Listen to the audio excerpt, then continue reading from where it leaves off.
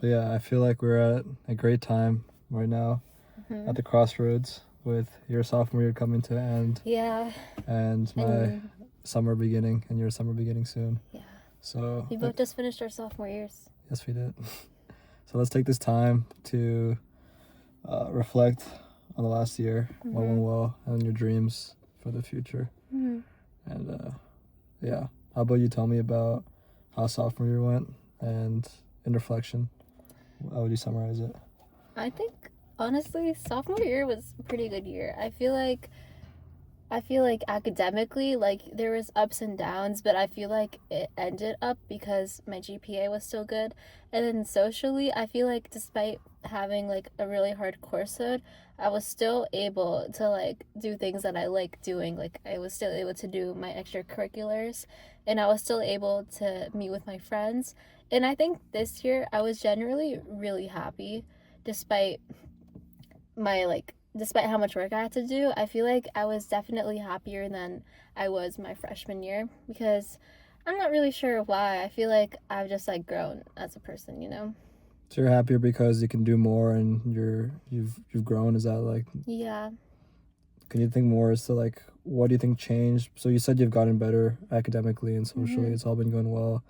So was that not the case freshman year, or do you think there's things you had to work on freshman year that changed this year? Well, freshman year was a really easy course load, so I did good. But I feel like this year, I think I had a lot of mindset shifts when it came to like believing in myself. So I feel like when I learned to start believing myself, I saw the results. Like, I was more focused on like the work that I was doing, and I like every time that I like reached a roadblock, I was like, no, it's okay. Like, I believe in myself. I know I can do this, and I know I can do well. So I feel like my freshman year, it was pretty easy. So I didn't really need to say that stuff to myself, but I feel like my sophomore year, there was a few times when I got grades back and I was like, this isn't who I am. Like, I shouldn't be getting this low grades. And especially in like the beginning of sophomore year, it was like a huge adjustment from like going from only like 2 honors classes my freshman year to taking all AP and honors classes my sophomore year. I mean, you took 2 APs? Yeah, I took 3 AP exams, but I only took 2 AP classes. You took 3 AP exams? Yeah. Which ones did you take? Took AP World History, AP Pre-Calc, and AP Comp Sci. You didn't take the class for Comp Sci? Or? No, I didn't take the class for Pre-Calc. Oh, okay. Because they didn't offer it. That's cool. Yeah. So how do you think you learned to believe in yourself? Was it like the stickers on your water bottle? I removed those. You don't have them anymore? No, I don't. You gotta bring them back. I got a new water bottle. Is it because you lost your water bottle? No, it's because I just didn't like how my water bottle looked with all the stickers. Yeah, I love it. So I got a new one. Yeah. Wait, so sorry, what was the question? So how did you learn to believe in yourself?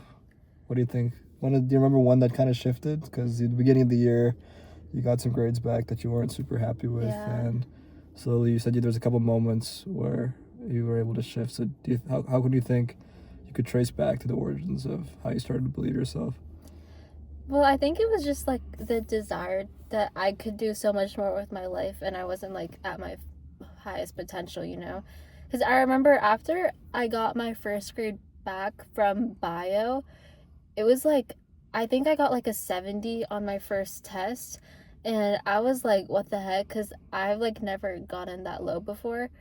So I was kind of like, this isn't me. And then I think I got really overwhelmed by like the amount of work I had in each class, and then my commitments outside of school, I wasn't able to fully like dedicate enough time to. So I was like, you know what, like, I think maybe the start of October, I was like, I think I need to like get my life back together. Like, I took a break from my Notion, so I was like, I need to get my Notion back. Oh, you did? When was that? Was that before India? It's not really that I took a break. It's more like I just didn't update it. So it's like an unintentional break. Should I put the windows on, by the way? Are you hot? No, I'm okay. Okay. But yeah, it was before India, I think. But then honestly, going to India kind of like messed things up for me again, because all of a sudden I was behind on my assignments and I had tests to make up. But I feel like after we got home from India, maybe like a week or two after, that's when I started like seeing this shift. And honestly, even after that, things weren't always easy. Like, I did still get grades back that I didn't really expect. but I still kind of persevered because, like, at least for me, even when I reach low moments, I kind of see low moments as kind of like a blessing in disguise because, like, now you have nothing to lose, you know? That's true. Yeah. So do you think that India definitely set you back because there was a week of time where you had to fall back on everything, but also when you came back, things started to fall back in order. So do you think in some way that break helped you recalibrate, reset? Or how would you describe like the first weeks of November when you got back? Like what was happening in the story that time? Well, I feel like the break was good because I think before the trip from India, I was really stressed out. And I feel like going to India kind of made me realize, like, I shouldn't be stressing out too much because, you know, life is, like, so short. And I was like, I should spend more time trying to be happy, and I can still, you know, not be stressed and get good grades, and I can still get good grades while being social. And, you know, so I kind of feel like returning back home from India, I was kind of like, okay, like, I should, like, really, like, approach my life differently because for the first 2 months of high school, I think it was just like work, work, work because I just wasn't getting the results I wanted. But I feel like I actually started getting the results when I started working intentionally instead of just, you know, just working without intention. Yeah. Um, when you look back at the entire year, what if you had to summarize in like 3 biggest lessons you've learned? Like I feel like I've seen you grow a lot, and you feel every time I come back from break, you're very different. But what do you think are like the 3 biggest lessons you learned? That's a hard one. I from just my sophomore year. What comes to mind first? Is like if you look back a year ago, you're probably a completely different person. I think worth ethic. I think that was a big lesson because I think I need I love sleeping, so I don't like working after 10. But then if I cram for like a test or an assignment, I have to work after 10. So it's kind of like managing my time and making sure that like I'm productive while I work so that I can get my sleep and I can like stay awake and refreshed throughout the day. Another thing that I learned was to take advice from people but not blindly listen to it because everyone is so different and you can't really taking their advice wouldn't be like what's best for your individual situation because nobody really knows exactly like what works for you, like what doesn't work for you, and it's like you're like you can listen to their advice and you can keep it in your mind, but when you should be careful about blindly following advice, you know? Third thing, I guess it's just like not being so like restrictive on my life. Restrictive in what ways? I feel like before I had this like pressure, like, oh yeah, like if I don't like meditate today, like what am I doing with my life? Like I feel like I should just kind of relax. Like obviously still work towards my goals, but not I like obviously I would want to achieve my goals and my dreams and like not slack back on those, but also not be totally like stressed out by like not getting what I want, you know? No, I think we both grown that way. You've probably seen me as well. Yeah. But yeah, I definitely come back home and see a lot of surprises. Like the new fridge. The fridge, in the house for sure. The house is always evolving. But with you as well, like I remember you were just getting up at 6 in the morning and working. I would never expect that, or at least trying to. Yeah. But yeah, for a whole month, I think I woke up at 5 every morning and just studied. Yeah, that's crazy. You're doing exactly what I used to do. I feel like one thing you've always been struggling with though is like getting stressed and decision making. You have a historic record.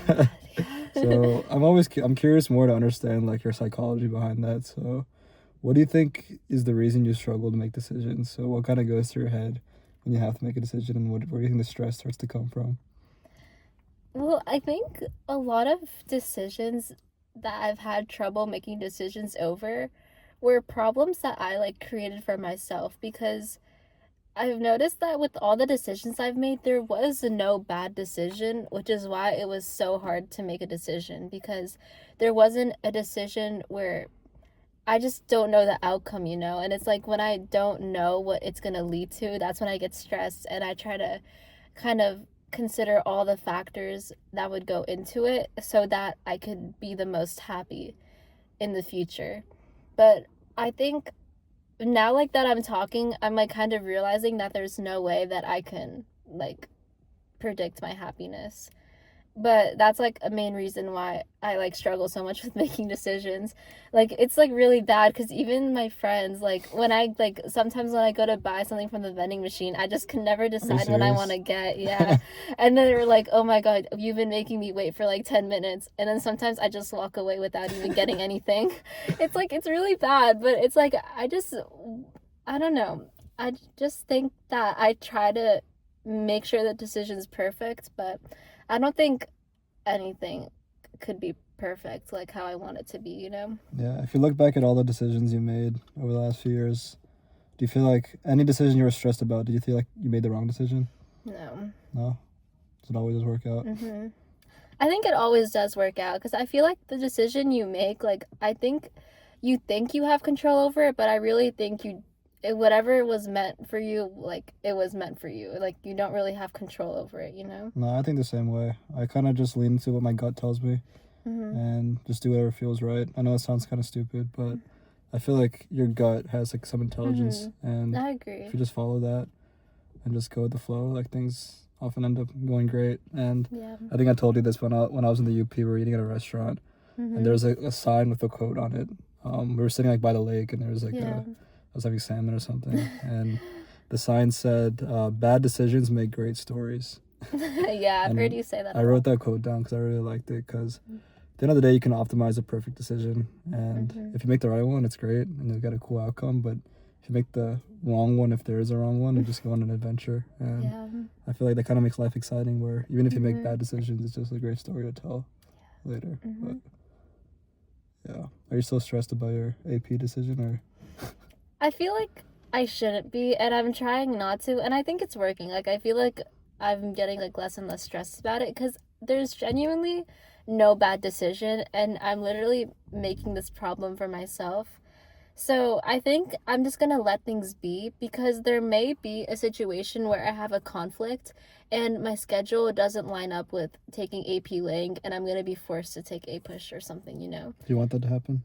I'm just gonna let it be. I'm just gonna, like, you know what, like, my course requests are done, so I'm just gonna let it go, and maybe I'll have a conflict, maybe I won't, and whatever happens, happens. Can you tell me more about all your other hobbies and what's, like, happened with them this year? Because you're really busy with school. There's some things that might have slipped that I've seen, and there's some things you've kept doing consistently, and maybe some things you haven't had enough time to do as much as you'd want. So out of all, like, the hobbies you have, like, how would you describe the progression or status or how everything's going? Well, I feel like for guitar, like, even though I don't practice that much, and, like, you know, sometimes I have to miss classes because of circumstances, I feel like I'm still performing pretty well. Like, I feel like I've never missed a performance, and, like, when I perform, I think I do it really well. And for what? For your band. My band, we're doing Sweater Weather and What Makes You Beautiful. And I like those two songs. Really? Yeah. And, like, my guitar teacher, he always gives me the lead guitarist part in all the band songs that we do, which is, like, it shows that, like, I'm not really slacking on it. I feel like if I dedicated more time to it, like, I imagine, like, how good I would be, you know, if I'm already this good by practicing 15 minutes before my class. Like, I wonder.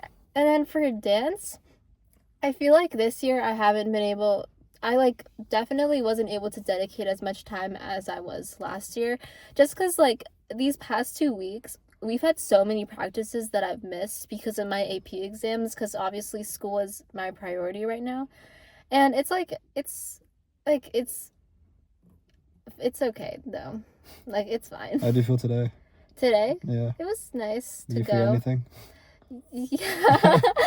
Like, yeah, but it's okay because I'll practice. I still have 2 weeks before recital. Yeah, that's good. So that's guitar, dance. How was tennis season? Like, in the fall? Yeah. It was fine. I feel like I just I don't have tennis lessons and I don't really practice outside of tennis season. So I'm not that great, but it's like I'm fine with that because I like the team, like it's fun. That's And good. I feel like maybe this summer I might pick up some lessons, so maybe I'll be better for the season this year. Mm-hmm. I know before we move on, how's the gym been going? Because we were going together last summer. Yeah. And I've kind of been away. So Yeah. how's that been? Pretty good. I really love going to the gym. It's like it's really fun to like watch yourself get stronger too because like before I remember for like hip thrusts I could barely do a plate and now a plate is like my warm up. Yeah. And it's like is it really? How much do you do now? Yeah, I do like I think I do a plate and 25 or like good. a plate. I really want to try to do 2 plates, but because of AP season, I literally have not been able to go. And then even on leg extensions, like I've been doing a plate to warm up and then I've been just leg extensions? Yeah, or no. Leg press? Leg press. Yeah, not leg extensions. Oh, not leg extensions. When's the last time you went to the gym? It's been a minute. But it's only because of AP season. Like once I go back, I love just going to the gym. Like it's just like my alone time, and I like it. That's good. 'Cause I remember just a year ago, you hadn't even gone to the gym a year ago. Yeah, I know. You were so scared. I know. I remember. You You made it so scary though. Because you went on the worst day. They were doing construction and it was 8 p.m. and it was busy. I know. I And think you I left you me alone. I left you for 5 seconds to hold the machine to get dumbbells, and you got so scared. Bro, there were so many people staring at me that wanted the machine. Like, Really? what was I supposed to do? Yeah, it was packed. Yeah, I feel bad. Everyone wanted the Smith machine, and I was just standing there like this idiot because I didn't know what to do. I remember you didn't know what rest was. So Yeah. I got so confused. Like, what is she asking me? She's like, wait, what do I do now? I'm just like, wait. She's like, you want me to just stand here and wait? Yeah. You're staring at me. Yeah, you come a long way in this 1 year. Yeah. So, what's your favorite exercise? I really love leg press. Really, I hate leg press. Really? I love leg press. I love hip thrust. Do you like hamstring curls? Like lying hamstring curls? No. You guys don't have it at Planet. I don't like hamstring curl. I don't like the machine they have for hamstring curls. You have the lying one, right? Where you lie on your stomach and do it? They don't have it at Planet. I don't think they do, yeah. Yeah. That's cool. Yeah. So yeah, with I know with the summer coming up, I think it was after I got back, or maybe over the phone you were telling me you wanted to you had all these dreams for things you wanted to achieve this summer. Like you wanted gymnastics again. Yeah. So what do you envision the summer being? What do you want to do this summer, achieve this summer? Because you have a lot of free time, but free time tends to slip away when you're not. Yeah. Well, I do want to definitely sign myself up for a lot of things. Like, I'm really considering doing gymnastics again. I'm also think I'm set on taking private lessons for tennis. And I kind of just want to be out of the house, you know? Like, I want to be out, like, doing things. I want to go to the gym, like, a lot. Definitely. I want to get stronger. And I'm going to need to spend some time prepping for my AP exams this year.